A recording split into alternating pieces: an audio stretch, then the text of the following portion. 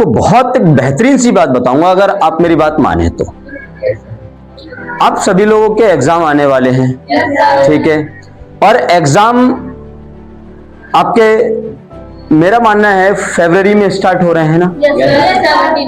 अच्छा, अगर आपको जज करना है कि आप कितनी अच्छी परसेंटेज ला सकते हैं अपने एग्जाम्स में, तो आपके लिए जरूरी है कि आप खुद के लिए रियलाइज करें, क्लियर, खुद को रियलाइज करें कि आप किस हद तक प्रिपेयर हैं, क्लियर। अब खुद को रियलाइज कैसे करेंगे, आप खुद को जज कैसे करेंगे, क्लियर, इसके लिए भी तो बात होनी चाहिए ना, कैसा भाई कैसे कर सकते हैं आप अपने आप के लिए जज। उसके लिए आपको क्या करना है, सिंपल सी बात मान के चलिए, आप कुछ मत कीजिए, प्रत्येक दिन जो प्रीवियस ईयर के जो लास्ट ईयर में, यानी कि पिछले आपसे 10 साल पहले के जो क्वेश्चंस एग्जाम में आए हुए हैं, उन क्वेश्चंस को आप रिपीट करें, क्लियर, उनकी प्रैक्टिस करें बार बार, क्लियर। पहला उपाय तो ये रहा। दूसरा सबसे बड़ा उपाय ये है, आपके टीचर्स ने जितना भी सिलेबस आपके लिए कराया है, क्लियर, उस सिलेबस को आप छोटे छोटे स्लॉट्स में डिवाइड कर लीजिए। क्या कर लें, छोटे छोटे स्लॉट्स में उस सिलेबस को डिवाइड कर लें और पर डे उस सिलेबस को आप लोग रिवाइज करें, क्लियर। 2 टॉपिक्स हो गए, 2 थिंग्स हो गई आपकी।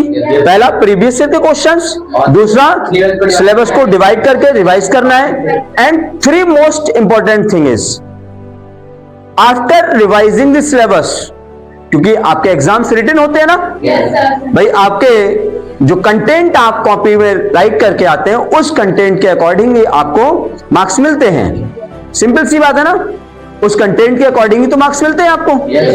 अब आपका कंटेंट भी सही होना चाहिए।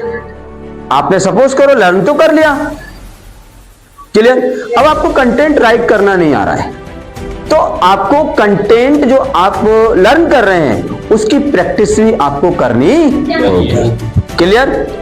उस कंटेंट की अगर आपको प्रैक्टिस है, क्यों, देखिए अगर आप प्रैक्टिस करके चलेंगे, भाई आपके पास लिमिटेड टाइम होता है ना, लिमिटेड टाइम होता है एग्जाम में, कितने 3 आवर्स का टाइम होता है, आपको उन 3 घंटे में अपनी कॉपी लिखनी होती है, ठीक है। अब या तो आप कॉपी अच्छे से राइट कर दें, या कुछ क्वेश्चंस को लीव करके चले आए, या भाई पूरा कंप्लीट पेपर करके आए, ये डिपेंड करता है आपकी प्रैक्टिस पर, क्लियर। तो आप सिंपल सी बात मान के चलिए, ये 2 एस्पेक्ट अपनी प्रिपरेशन में आप इन्वॉल्व कर लीजिए।